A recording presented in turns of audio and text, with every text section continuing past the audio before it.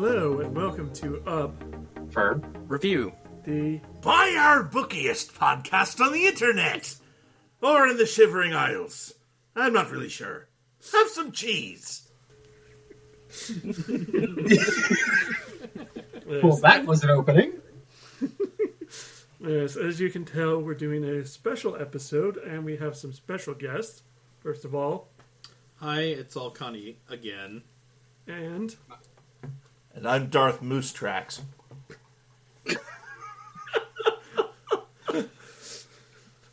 The dark side of the ice cream is a pathway to many abilities some consider to be unnatural. Sparf, actually. I'm Sparf. See, you should have just gone with the whole Darth Moose. I mean, sure. persona. Next time. I actually really want you to bring the ice cream scoop to another con. I mean, it's fun in an intimidating sort of way. Nowhere near as intimidating as a glare from somebody else, but that's because they're a professor. They practice it every day. not emphatically. Well, as it isn't a special episode, we're in the middle of awards season for 2019. And we thought we'd sit down and chat about the awards themselves, why awards are important, and talk a little bit about stuff we read that we enjoyed the last year. Not necessarily eligible, but, we're behind, unfortunately. But we thought we'd talk about stuff we read. So, first and foremost, self-promotion. There are 3 awards in the furry fandom. We have the Leo Literary Awards. They are decided by a panel. If you have published a work as a writer or an editor in the past 5 years, you're eligible to nominate. Unfortunately, they will probably close before we get this up, unless we're really on the ball. Spoiler alert, we're not. They close on February 1st, which is a week and a half away as of this recording. Second, we have the Coyote Awards. So if you're a member of the Furry Writers Guild, you are eligible to nominate for those, and they are also voted for by the members of the Furry Writers Guild. And finally, we have the Venerable Old Ursa Majors.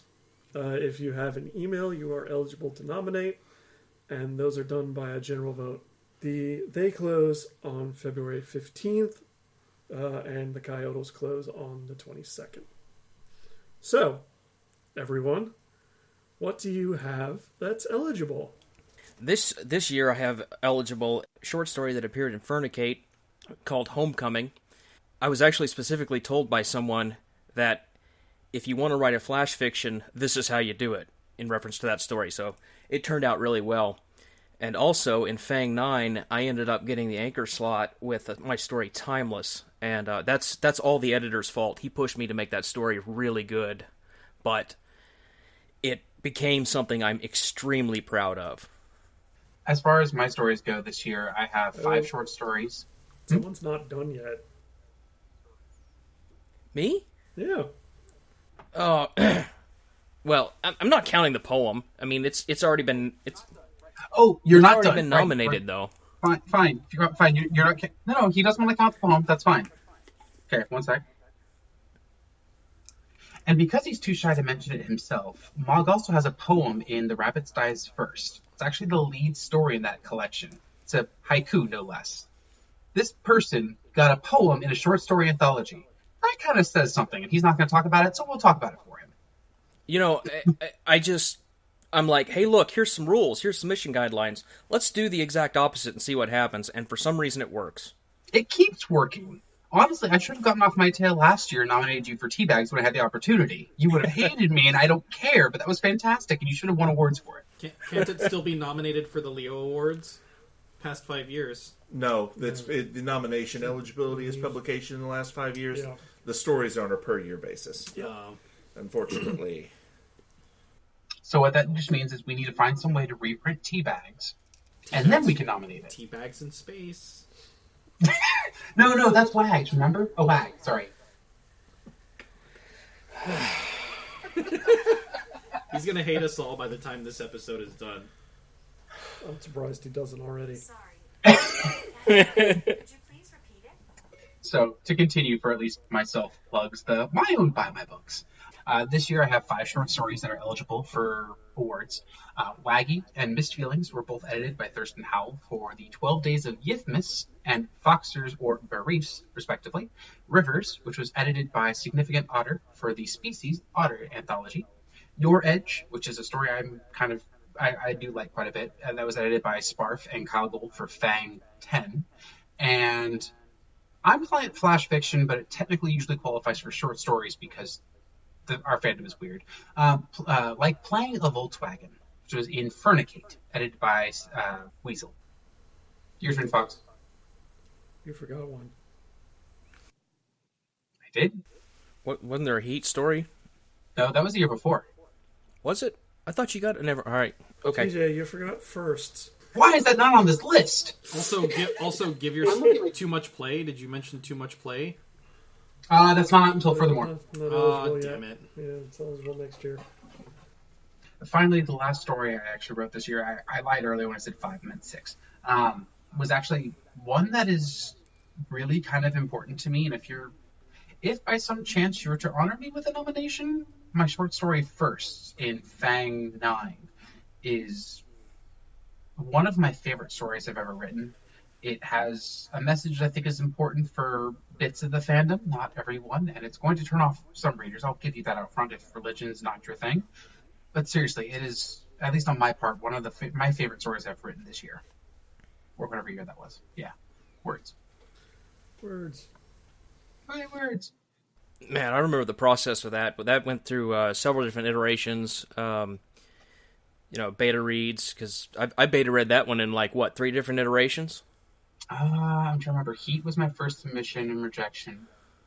I know Fang was my third. I know I sent it somewhere else too. I just don't remember where.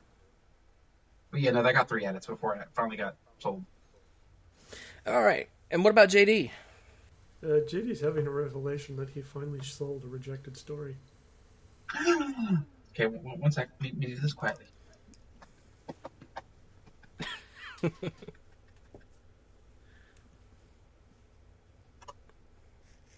So for me, I have 3 short stories eligible. I have Cross Currents in Fang 9, edited by Ash Veliska. That is a sci-fi love story in space. I have A Hint of Lace in Foxers or Barreefs, edited by Thurston Howell. And finally, I have the one I'm most proud of, which is Night's Dawn in Fang 10, edited by Sparf and Kyle Gold. Finally, since I went last, I will mention that this podcast is also eligible for a Ursa Major only. Podcasts go in the magazine category for the Ursa Majors. So this podcast is also eligible, specifically episodes 1, 1A, and 2. So how about our guests? What do they have that's eligible? So I have a single story that is eligible. That story is Pack. It is in Patterns and Frost from Sofa Wolf. Really kind of proud of that one. The fact alone that it got in was really thrilling to me. So I hope it ends up nominated. It's an honor just to be nominated. And then Fang Volume 10, which I co-edited with Kyle Gold, is eligible in the anthology categories in those awards. And I'm actually really proud of that, too. We managed to put that together on a pretty compressed timetable, and I'm really thrilled with the quality of it. Fang 11 will also be on a compressed timetable, and then Fang 12, if I still have the job, will be on a freaking longer timetable. Yes, you're going to have more time next time.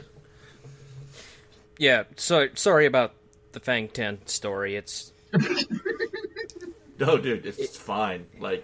I'm happy you have a place to go with it. That's awesome. It's a novel in the works now. So Woo! Oh, really? I don't know if there's much of a market for medieval fantasy that's like hard medieval, like historical type fantasy in the furry fandom, but I don't know, I guess we'll see. Yes. Yeah, Yes, there it is. it's one of so okay. Years ago, I sat in a critique writing group critique panel with Kyle, and there was a fellow in there who like embodied the sort of tall goth prince look like I've never seen anyone else before or since embody that aesthetic. And what he wrote was Victorian romance in a way that like he might as well have been from that time period. And Kyle's response to the guy was saying like, yeah, nobody seems to want to read my stuff. And Kyle said, look, there may be a small audience, but if you give them something that quality, they're going to be your audience. They will be your dedicated fan base from now until the end of time. The niche within a niche, I can absolutely say, yeah, like, I'll let you in on a little something. I outlined a thing, but it keeps growing in scope, so I've never tried to write it, which is a furry novel set in the Byzantine Empire. So, Yes, you've talked about that, and I am extremely interested. well, when it comes time to actually get eyes on it, I'm keeping you in mind for that. So in other words, we really do need to have the Revolution anthology. And we need to see if we can get Mike Duncan to do the foreword. Jesus. And, oh my god. If I could...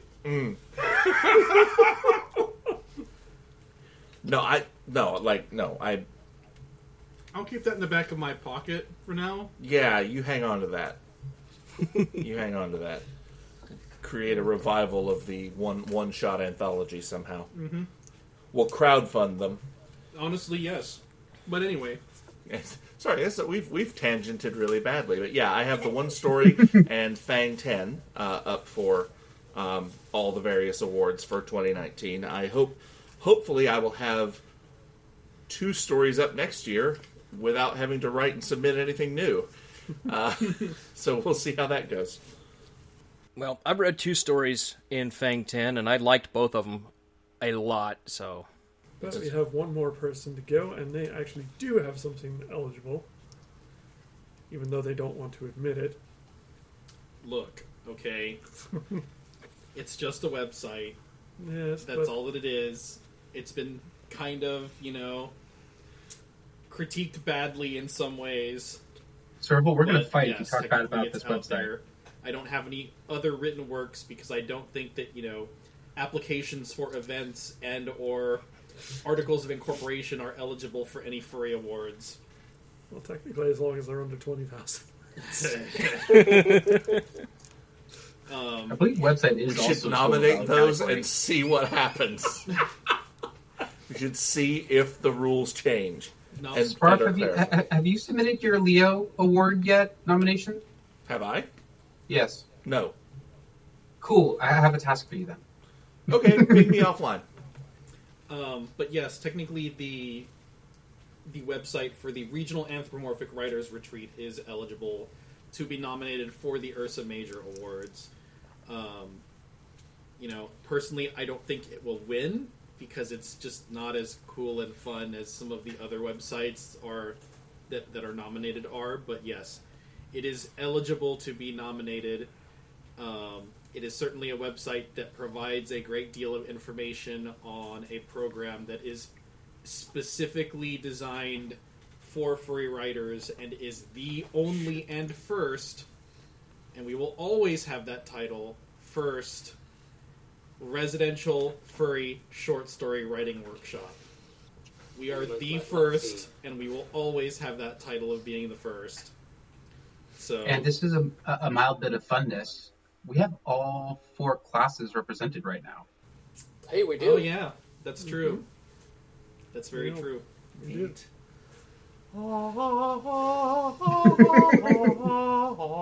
Technically, you also have a member of the administration, so all we would need would be an instructor, and then we would actually have full representation. like complete representation. But So anybody listening that hasn't applied to RAR, apply to RAR. It was fantastic.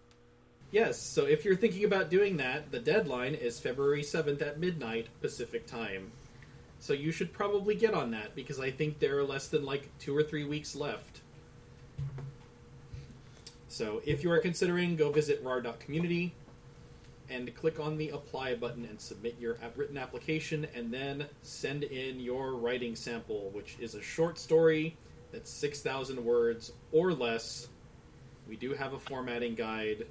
We do have a submission guide.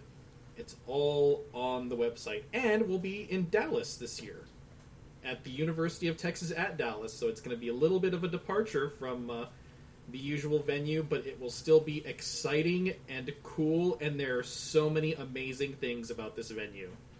So many amazing things. It will be excellent. Amazing, I'll buy, but it's Texas. Is it really going to be cool? I hope not. I mean, in the dorms it will be. Fair. In the pool it will be if you pay for athletic center access.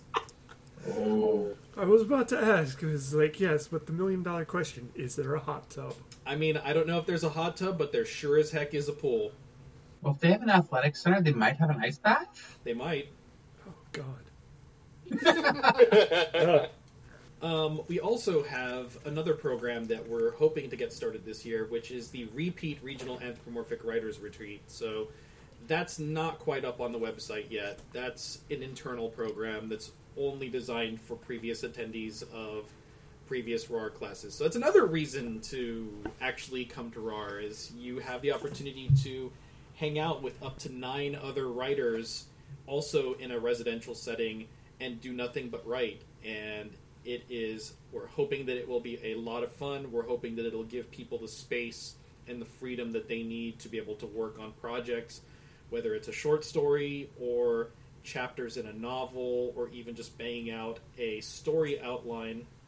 As long as you have a project and you have goals, in general, we're being much more flexible with that. So if you're an alumnus of the program, specifically, you are more than welcome to apply, and we will open that application up for alumni hopefully soon. I actually have most of the Google form done. I just need to actually put together the outline for the project proposal and put together a sample proposal that people can look at and study and understand what it is that we're looking for.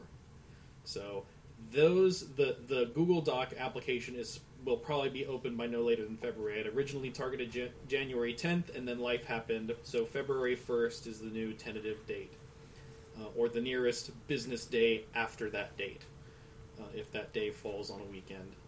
It's a Saturday. Okay, so then it will actually be February 3rd then, instead of the 1st. Because, why not just pile everything onto Monday, because it's Monday. Indeed. Google, you should come up with a project. Yes. Because I know me and JD already plan on working on novels, so you have 3 you're already, that you have in your bin. You should just come and novel with us. What? 3? Okay, at least 3 then. I've got a potential intertwined anthology of short stories revolving around a rural gay bar. Something like was it Graveyard Greg's Welcome to Cappuccinos, where like the coffee shop is sort of the focal point, but it's not really. All the stories kind of pass by each other in a pulp fiction sort of way. Do you have intentions to work on this while you re-RAR with us as well? It's entirely possible, yes. Ooh. So you're halfway. Almost. Well, once again, projects need to be Approved. And I am the ultimate approver of projects. So that is a little bit different from how RAR is done. RAR is a much more stringent process for getting in. Re-RAR, since you are all alumni, and since it's all going to be all program alumni, there are some of those things that we assume that you still remember how to do. And so the schedule is a lot looser in terms of the content that you want to do and how you structure your time. Because after all, the point of the project proposal is for you to come up with goals that you want to achieve while you're there. So you are the one who is measuring those goals, and if you don't meet those goals, then ultimately it's all on you.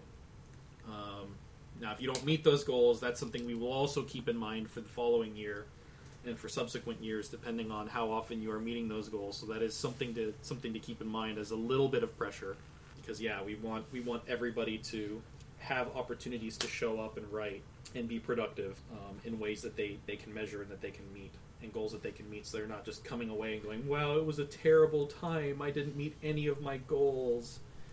Okay, well, what goals did you set for yourself? And why didn't you meet them? So that'll be coming out at some point, and I expect that project proposals will probably close pretty soon. So probably by March 1st, they will close. Unfortunately, it is a little bit of a short turnaround this year. But also keep in mind that this is happening June 14th through 20th.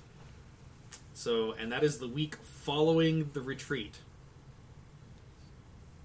And tentatively in Minneapolis, but possibly in Dallas. So we'll see how that goes. Excelsior. Excelsior.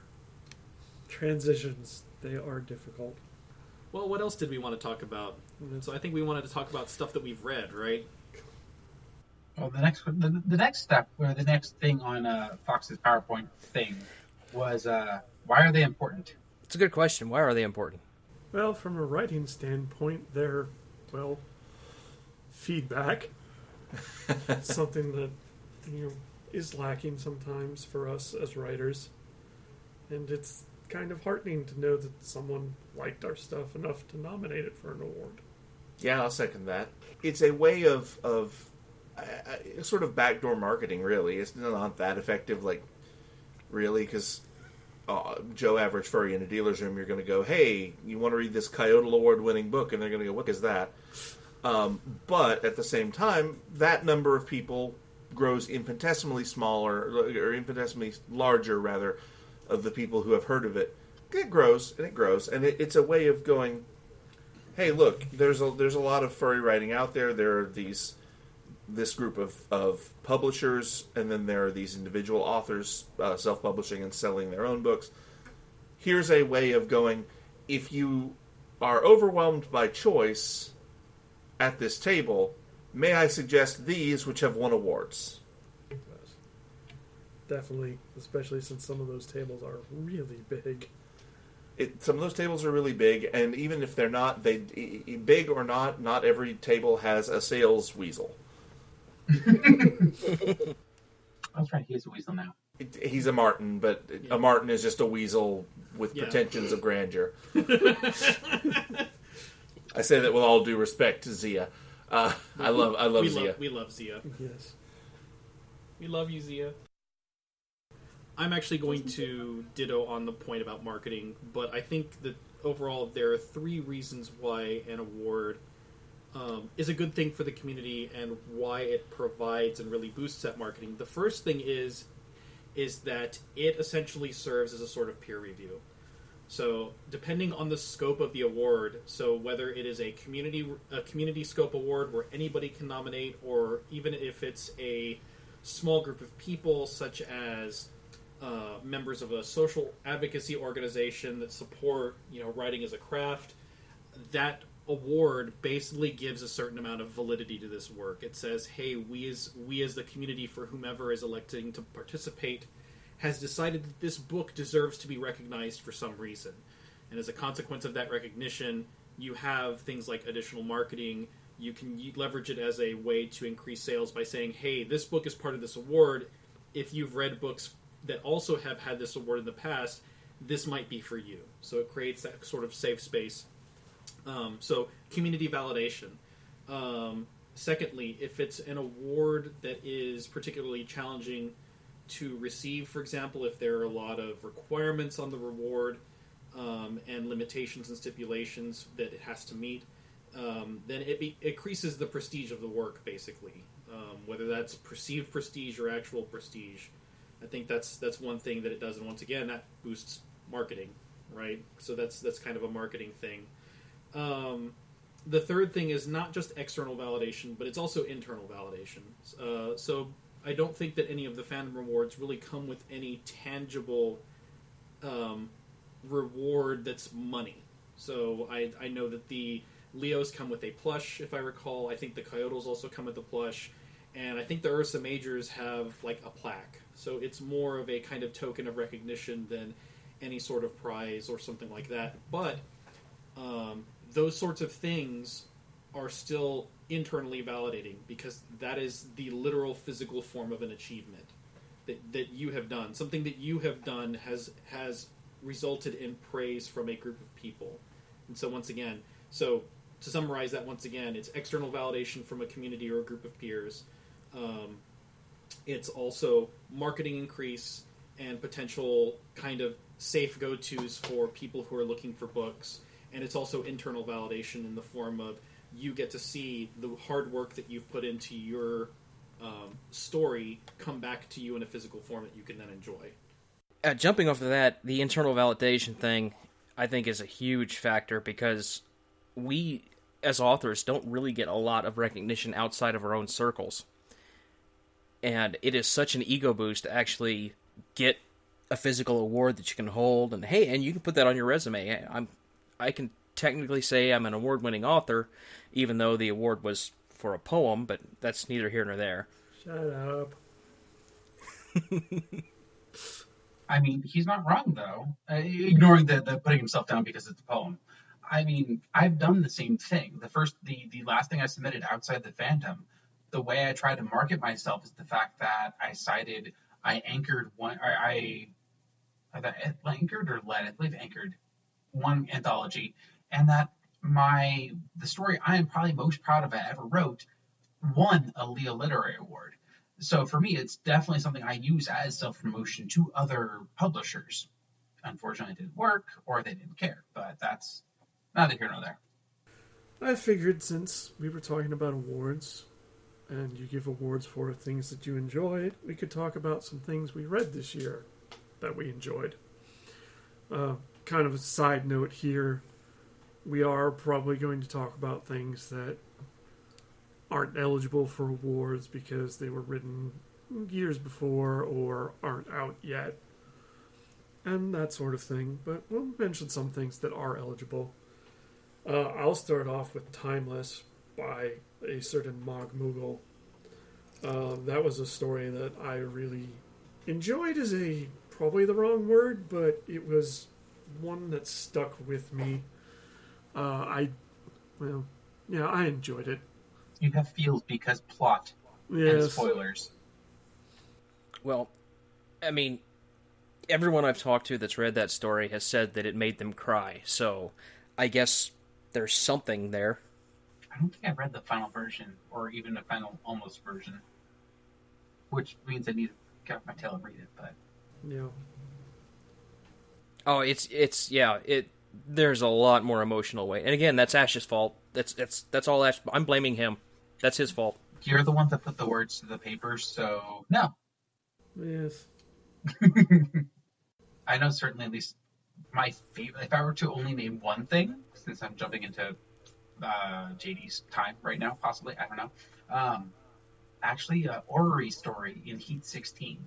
I will say I have not read the final. I read what she submitted to Heat, and that was unique as hell. It was super interesting and so different, and I need a copy of that magazine so I can see what Darkhand was able to do, and not even what he was able to do, but how he might have been able to improve it, because that was a fantastic story.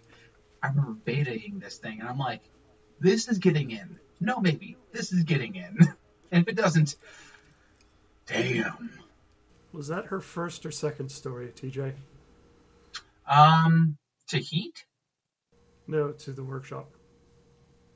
Neither. That wasn't a raw story? I thought that was... That was not a raw story, no. Yeah, okay. It was something that me and my RAR group just happened to have. Keep going. One sec. Take two.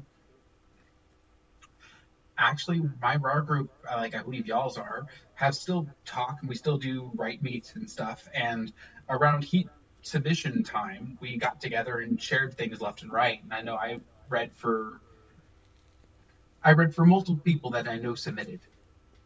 But right now, the one I want to plug is Ori, if we're only doing one. Though, certainly, I think we can all mention more. Yeah, we're not restricted to one story. No, this is ramble time.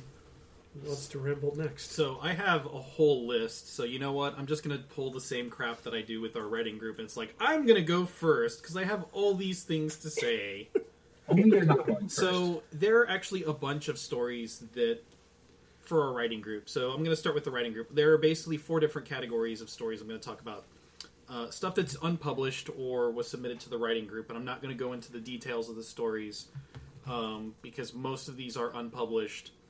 And I don't feel comfortable talking about them other than just mentioning the title and the author.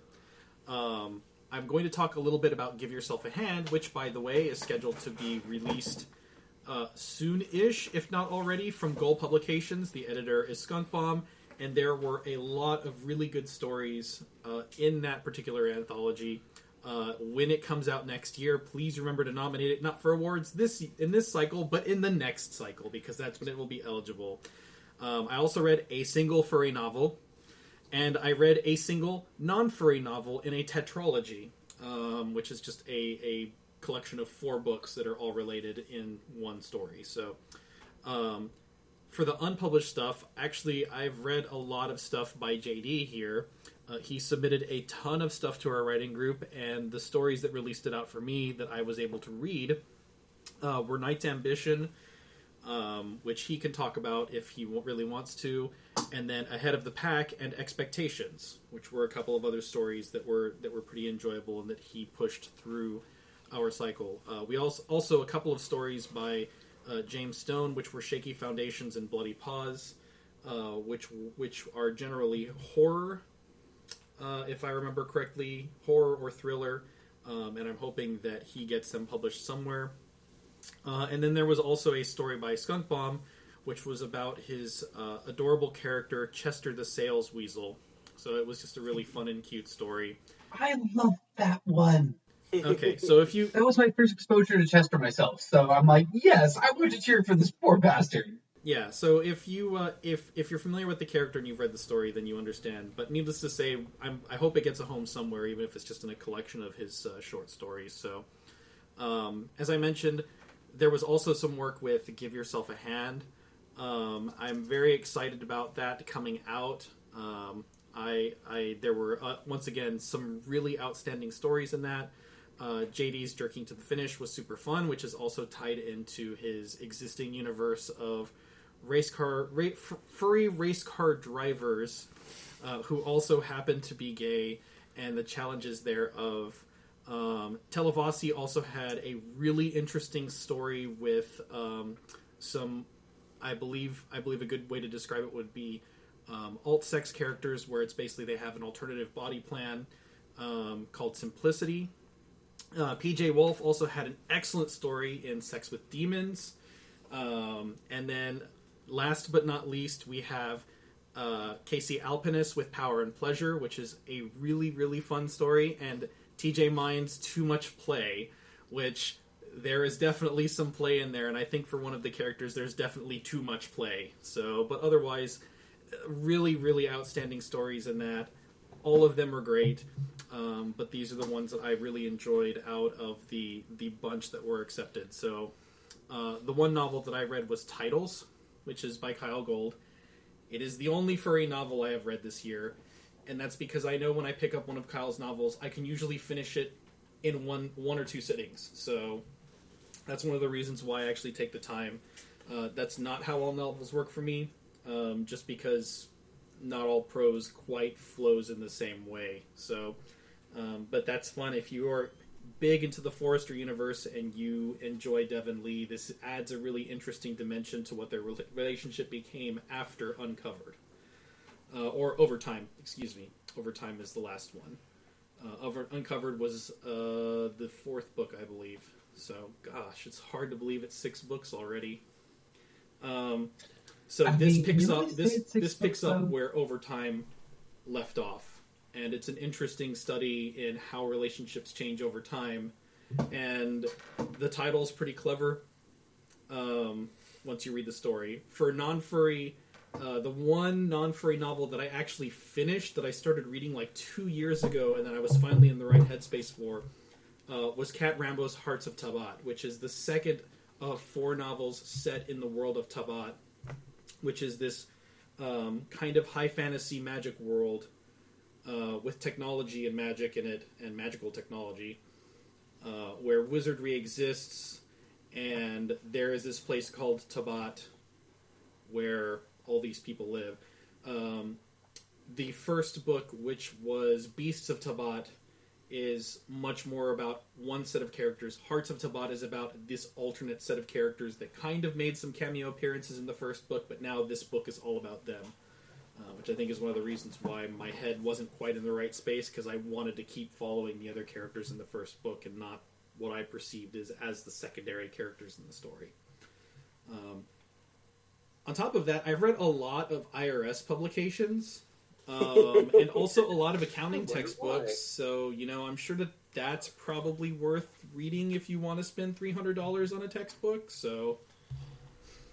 but that's most of what I've read this year.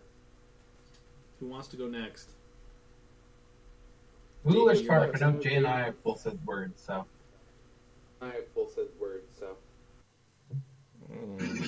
I'll go last. That's saying it. Last and least, my lighting designer, Shirley Markowitz. So, my furry reading has been largely writing group stuff, honestly, and slush pile for Fang 10. I have a short stack of things that have come out recently that I'm prioritizing getting to. I reread The Tower and the Fox again, and so some of these would be rereads. So I did do a lot of non-furry reading though. So like I can go through some of these. I read Six Wakes by Mur Lafferty, which is a sci-fi clone murder mystery in space. That was a lot of fun. Had some twists and turns in it I really appreciated. Then I fell into a fantasy series, which I kind of didn't expect to fall into, which was the Green Rider series by Kristen Britton. And I have read now everything except the novella short story collection that came out in 2018 and the last novel in the series, Firebrand. The last one, I should say, to be published. So I read all of those this year. I read a trilogy called the Blackwell Pages trilogy. It's a middle grade fiction about descendants of dead Norse gods who have to avert Ragnarok. And of course, they're like 13 or 14. Yeah, I think so. I think that they're like young teens, basically. Yeah, they're very young teens. And if you go by the rule of YA fiction, which is your target audience is about 3 years younger than your protagonists, that kind of tells you where the target audience is. But it's by K.L. Armstrong and Melissa Marr, and the trilogy is Loki's Wolves, Odin's Ravens, and Thor's Serpents. So those were a lot of fun if you like reading, fairly light and, younger audience targeted books. Then I did Flamecaster by Cinda Williams-Chima, which is, she's got multiple book series set in the same world but by different publishers, and there's a lot of weirdness there. And I would be hard-pressed to give you a plot in 60 seconds on those. I read the Darker Shade of Magic trilogy by V. Schwab this year. There's some more things that were non-furry. But as far as that goes, I've started reading the other stories in Patterns in Frost because I really was super excited for that to come out. And like I said, a lot of my reading has been with the same writing group. So a lot of them have already been named that I would bring up. I feel like I'm missing something, but I can't swear to it, so I'll just move on to you folks. I actually did forget to mention a novel that I did read, which was something by, it's non-furry, and it's written by Anne McCaffrey, if I recall correctly. The name of the book is called Decision at Duna, which it is decidedly, in some ways, a very furry science fiction book, because there is a race. The synopsis of the book, and you have to understand this was written in the early 80s, late 70s, I believe. So this book is dated, and it is a bit of an artifact of its time in terms of some of the conventions of language and assumptions that are made about things like job and gender roles. So I'm going to preface me mentioning this with that. Like, it is dated, and it is an artifact of its time, leveraging conventions of the time in terms of who its audience is. Think of it as a kind of colonial space western, except that the planet that is being colonized by two different groups of people. One of them being this cat-like race, and the other one being humans, essentially, who were sent as an expedition to colonize this planet. So the story really revolves around these two disparate groups from different places figuring out how to kind of tacitly get along, and then the decision coming to a head in terms of, well, we don't accept that there are these other people here, so we have to evacuate the planet, is the human perspective. And Decision at Duna is about this planet Duna and this decision that's made for these two groups of people to live, to coexist together, essentially. But it's an interesting story.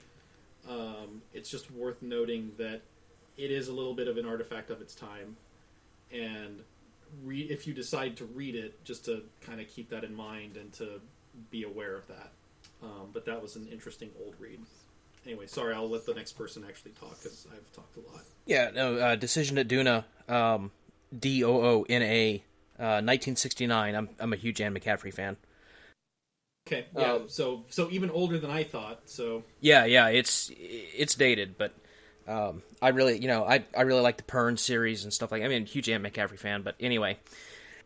Yeah, so far this year, well, novels that aren't eligible. I did read The Tower and the Fox, well, last year for the Up for the Review podcast. Really enjoyed that. As a consequence, I bought Tim Sussman's other books in that series. I haven't got to them yet, but looking forward to getting into them. As far as stuff that's actually eligible, Those Twice Burned by Gullwolf in Heat 16. She actually wrote that story at RAR, and we got to beta that story. And the story itself is just fun. It's just a fun secret agent style story that you picture like a James Bond Casino Royale, but the twist is, I know who that bad guy is. Oh, we were really close once, so it was, I don't want to give too much away, but it was really, really good, really fun story. Highly recommend. If you've read it, I would definitely recommend that one for a nomination. In Fang 9, Firsts by TJ, that was something that I've read several iterations of, and the final product is really good. That was a really fun story. Of course, I got kind of gushed on for Timeless, but by JD there. But I'll let him have that. It's I'm proud of it, so yeah, I'll own it. And in Fang 10, Electrochemistry by Fedor Meridian. He actually anchored the anthology Fang 10 this year, and because of the timetables of release for Fang 9, Fang 10, I get to say that one of my favorite authors, for a lot of reasons, we actually got to anchor Fang in the same year. May that never happen again. Yeah. The release schedule, at least. I know I've read more stuff, but man, it's just like... Because I know I've done beta reads and things like that, but... It doesn't feel like we've read more stuff, but like looking back on it and everything that I have read, it's like, okay, so when I was doing reading for the writing group, that's... Like, I've read at least 8 or 10 stories from the writing group. And then I know for Give Yourself a Hand, that was like another 20 stories, like hands down, 12 or 20 stories. So it was a lot. Like, it was a lot for hands down. Stop masturbating. We have work to do. Or would that be hands up? That'd be hands down. If I may peek behind the curtain, did you help slush that Serval? Yes, I did. Nice. I guess the cat's out of the bag on that one. Why were you in a bag? Because that's all they could afford. Because there were scraps of paper and glue in there, and that's all they could afford to feed me. The serval is out of the sack. Yep. Was that a serval or a saxifrage? No. Saxifrage is a technical ocelot. They're technically an ocelot. Technically. Now you definitely have you wondering even harder if they're the same. If you two are the same people or not. They're So not. that's We're not. Okay. They're not the same people. I believe you. I just have never met this other person. Well, you're probably not going to because they don't go to cons, so. Fair. We appreciate the work you do. Saxifrage isn't here, so I don't know what you're talking to other than just air. There might be an audience one day. You never know. Oh, one day we might have listeners. Our Telegram chat has like 14 people, so we have at least 14 people. Maybe they're one of them. I don't doubt it, but That went dark. Man, you guys have an official like Telegram chat with fans in it. I don't do that. I don't have the spoons, or the mana, or the spell slots. Oh, it's very quiet. By the way, you can find our link to our Telegram on our Up for Review page on Twitter if you would like to join. And speaking of things taking a dark turn, that is something else we read for the podcast last year was Inhuman Acts. Oh my word. Yeah. Okay. I'm sorry to interrupt, but I'm going to gush over two stories real quick. Fixer by Watts Martin, which was amazing, and A Blacker Dog by Husketeer, which was also amazing. I mean, almost every story in by that anthology, Inhuman Acts, is great. And now I'm feeling bad again for my own story that I wrote that was accepted for Inhuman X too. I just remembered the thing I reread that I couldn't remember that I had reread that is a furry book. What was it? Song of the Summer King by Jess Owen. Oh, yes. I still have all three of those on my shelf. Someday they'll be read. Not only did I read it again, I read it aloud this time. For money. Yay. When is that coming out? Basically, as soon as she gets an audiobook version of her cover art from the artist. The artist is currently working on the cover for her next book to be released, though, so she doesn't want to take them off of that and put them on this. Yeah. And then I have started reading Minor Mage by Ursula Vernon for similar reasons. Yay. No, that's awesome. That's awesome to hear about Jess Owen's audiobook, though, because, you know, as a truck driver, audiobooks are a boon. I consume a lot of media through audiobooks. You should just buy stock in graphic audio.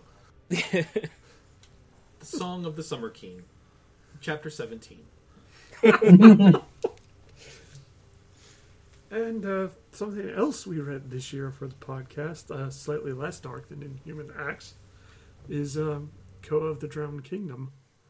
Woo! Yep. Well, It's like a Don Bluth movie. oh my word. Ooh. I Ooh. was so Ryan's excited going when I to finished kill that story. you. I like it. It's amazing. We can always mark that out if you all are that afraid of the reaction. I'm the only one here who knows what I'm talking about when it comes to Ryan's reaction to that statement.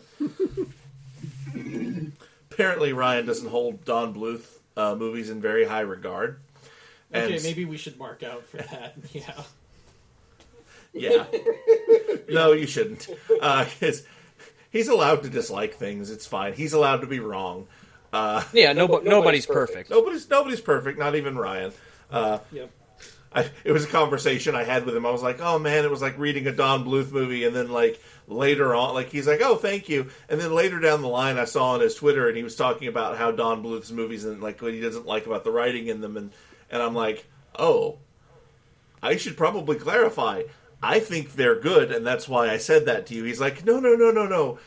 I don't mean no." I embarrassed him. Like he turned several shades of red in my mind's eye when he was like, "No, I didn't mean that about your compliment. I meant, you know what? You loved it. You liked my book. Thank you." I'm like, okay. Yeah, it's like all the really good and amazing things of a Don Bluth movie. Like Yeah. like it really is, because like Don Bluth movies are overall fun, even to watch as an adult, and it's one of those things that I always remember the Nostalgia Critic, the one episode about Moulin Rouge, and it's like we're allowed to like things that are fun and just enjoy them. We are also just don't watch Troll in Central Park. You'll be fine. Oh, ow. Doesn't it hurt? It hurts, doesn't it? Oh my god. I think I vaguely remember references to that. Like, that was an actual horror movie, wasn't it? No, that was a Don It Bluth should animation. have been. I remember that movie as a kid and thinking two things. This is long and this is sad. Yeah, other Don Bluth movies weren't that long. They were sad, but they packed the sadness into a compact area and usually ended with a little bit of hope. Like, I mean, Mrs. Brisby, spoiler alert, does survive. So, like, you know, but that was long and sad. But that chuckle at the end doesn't just bring you a smile to your eye? What? Whose eyes can smile? What is this thing about which you speak? When I wish eyes are smiling. Time to bring out the Daedric Prince again. The Daedric Prince doesn't follow your orders. He follows mine. Because I'm Sheogorath.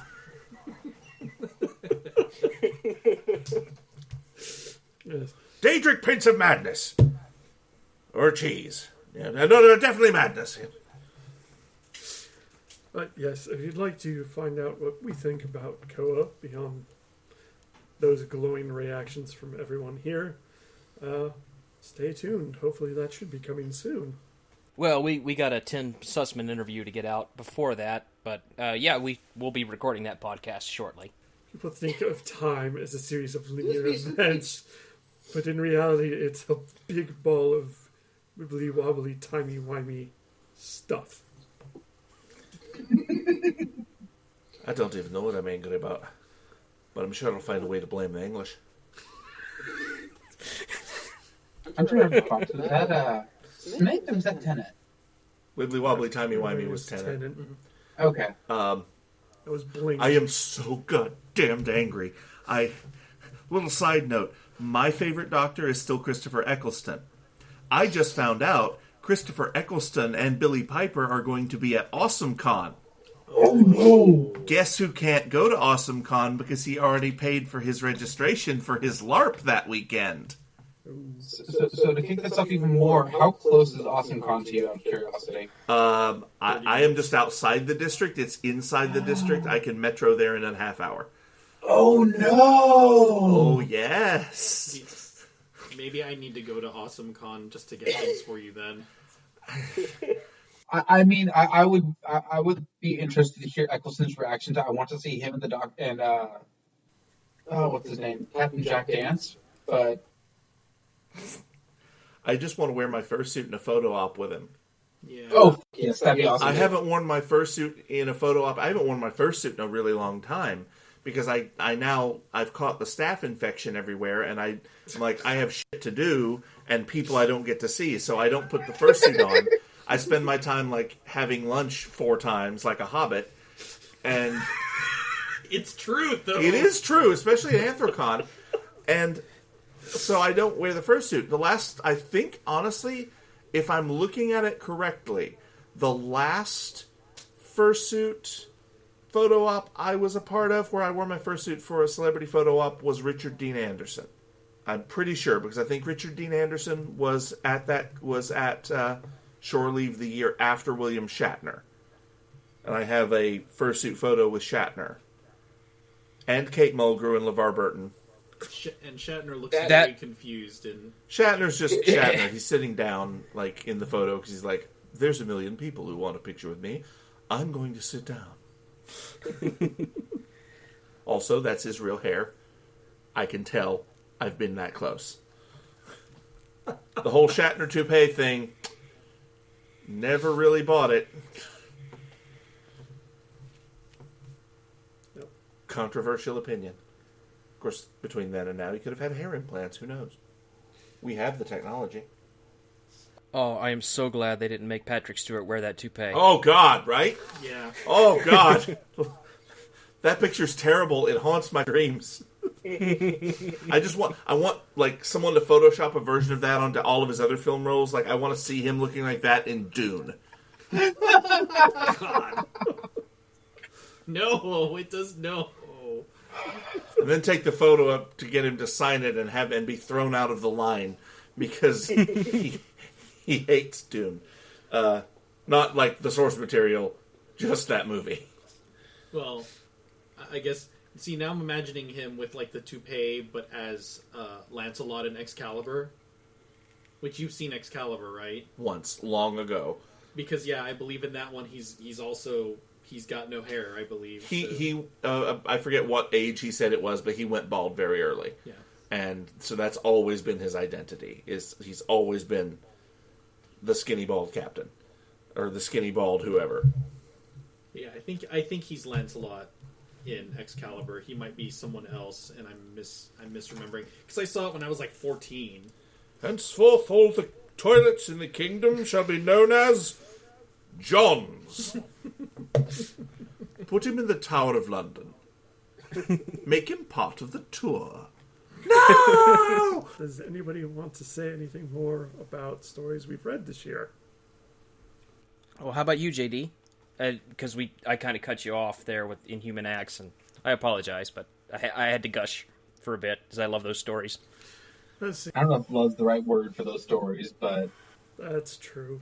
Let's see, what else have we read that's good this year? The eligible categories, we have Firsts. That was a good story. I really enjoyed that one by TJ Mind. What else did I read? Read a lot of the same things that Serval has said. Anything that's been submitted to the right group. Our right group is really amazing. Except for me. Stop that. It's shut up. 2020. We're not doing self-deprecation anymore. What? It's true. I didn't even give feedback for half of the stories. Besides, no one can out self-deprecate me. I'm gonna fight you harder, okay? You got nominated for an award. I'm gonna fight you harder. I don't care. You have an award. I'm going to fight you harder. Stop that. I've started titles, but I'm only a couple chapters. No, I'm not even out of the prefaces yet. Oh, wow. I'm sorry. I may have unintentionally spoiled some things then. But Oh, no, it's fine. I was also flipping through the book, and as I said later today, I landed on the issue that Lee is dealing with randomly. I don't even have a copy of the book, so. What? I was bad and didn't pre-order this. I plan to grab a copy of TFF. Yes, where you can get him to sign it. That's true. The bloody band played on as the Titanic sank. That's the massive spoiler. Yes, the Titanic is sinking. And speaking of sinking, it's hour 15, and we set out to do a Ramblecast, and I think we've succeeded. Does anyone does anyone have any final thoughts? The Witcher is awesome. The series? Yes. On Netflix? Yes. I haven't finished it yet, but I've seen a chunk of it. It's really good. So you're researching to be ready for the slush pile for Fang 11 with the theme of fantasy. Oh, no. Or That broken Prisbar. well, that too. I'm watching that, and then, in order to palate cleanse off of the awesomeness of The Witcher, I'm going over to Amazon Prime, and I'm watching all 5 movies in the Mythica series, which, oh boy. What is that? It's like if a LARP plot team got given a small film budget and spent most of it on Kevin Sorbo for about 10 minutes of total screen time. And their screenwriters were adapting a D&D campaign. Wait. So is it like, what's that show where they're doing the D&D thing, and it's like they have characters? I don't think it's the Guild. There's another show that was out. So like Gamers Darkness Rising? I think it's like Gamers. It was. I think The Gamers. Yeah, there was the Gamers, but then there was the Gamers Darkness Rising, which was sort of unrelated to the original film. Anyway, So it's like it's not like this. So it's as if someone took that and then tried to like actually take it seriously instead of being comedic and satirical. Yeah, there's no out of game group in it, so it's more like if you were to take the second D&D movie, Which and I've never watched. yeah, well, it's the better of the two. Okay. It's like if you took that and made fan fiction and expanded its world.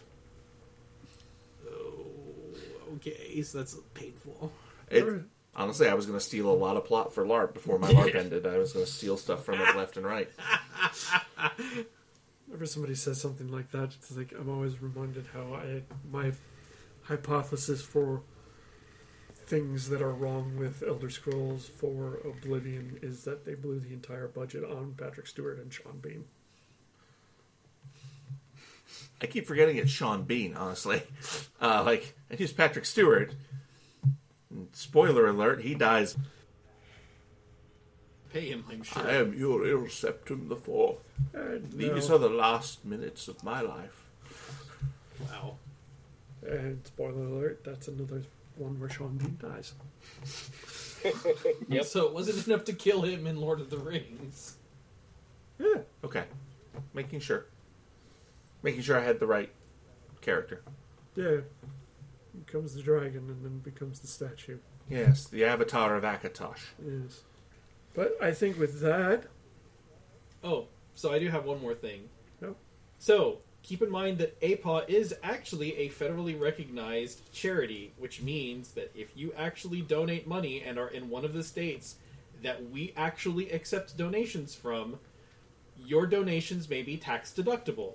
So, if you are listening to this podcast and you happen to live in one of the states from which we accept directions, you can go to our website at www.rar.community donations and actually leave us a donation.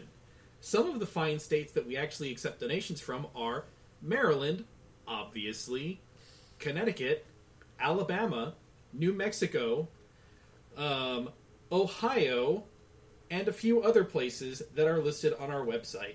So if you believe in the mission that APA is doing, and or if you really like the writing workshop, please feel free to give us donations. Your donations may be tax deductible.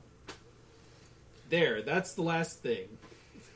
Yes, and definitely do that, as we may have pointed out in this recording. All of us, except for Serval, have been to RAR, and the reason why Serval hasn't been to RAR is because he's busy facilitating it. I mean, So- technically, He's I've been been to to every RAR. single He year. just I am been the through longest RAR. running alumnus of the writing retreat. We had this discussion. It's like, you've been to RAR. You haven't been through it. No, I have not been through it. One more final note type thing. Unfortunately, Heat 16, this year's Heat, is the last Heat. I know I've read 2 stories that were in it. I believe the non-Betty story is also in it, so 3 of the stories have been edited, beta read by people on this podcast in some form or fashion. Because it's the last issue, it's one that I would highly recommend. He's been a staple of the writing community for so long. Yeah, 16 years. I kind of want it to go out with a bang, and seeing it win awards this year would be awesome for the editors and the writers and everyone that's put all that time into it. If that's something you have the opportunity to, check it out, and if you can nominate it, that'd be awesome. Moogle, your last word. Oh, well. Betty was a black racer snake and she wasn't supposed to be there. Goldwolf is going to be so angry at you for that. I mean, I started it by saying the non-Betty story, so... Yeah, you did. She's going to be angry at you too. She's going to be angry at all of us, especially since I encouraged people to get Betty into Heat. Oh, I mean, you and I both did that. When one extra one got in. Well, speaking of Betty, my story Timeless actually has a character in it named Betty Racer in honor of Betty the Black Racer Snake. Who wasn't supposed to be there.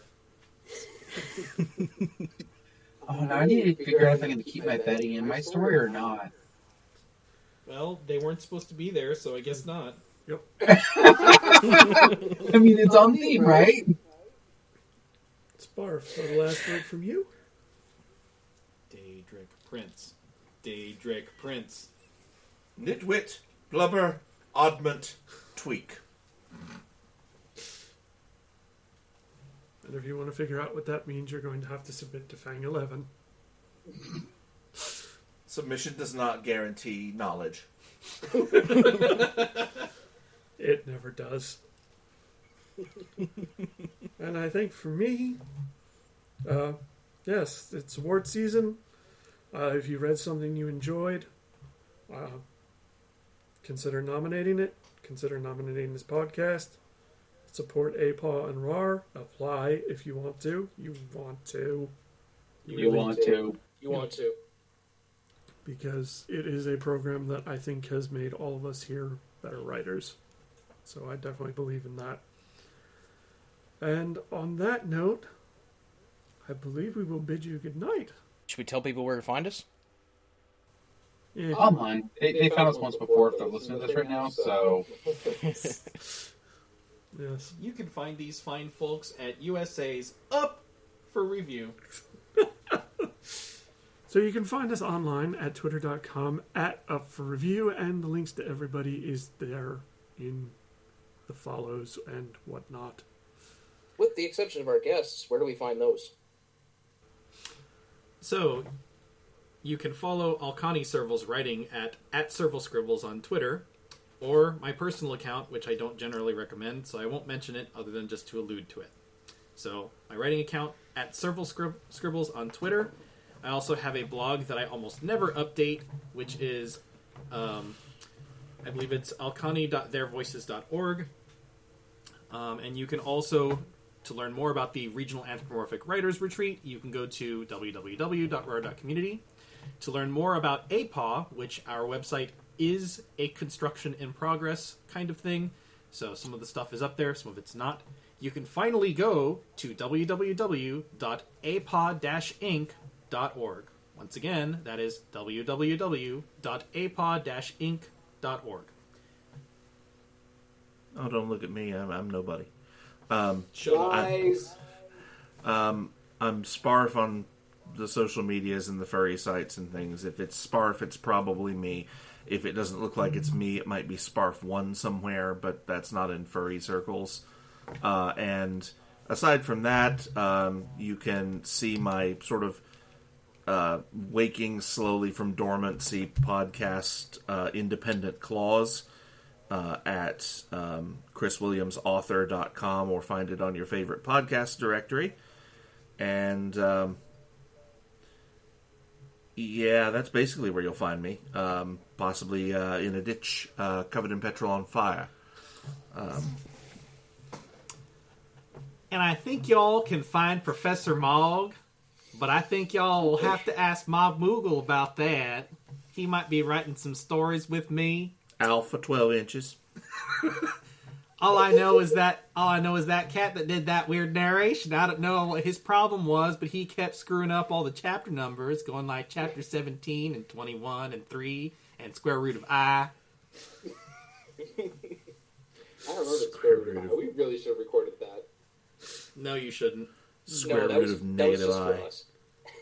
No, it never happened, so. Because we did. It never happened. It was just for us. But he doesn't have a southern accent. He does now.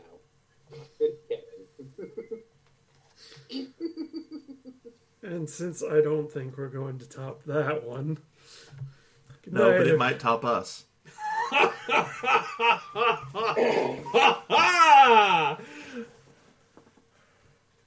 And that was How to Shut a Fox Up 101. Good night, everybody. Remember, this is the BBC.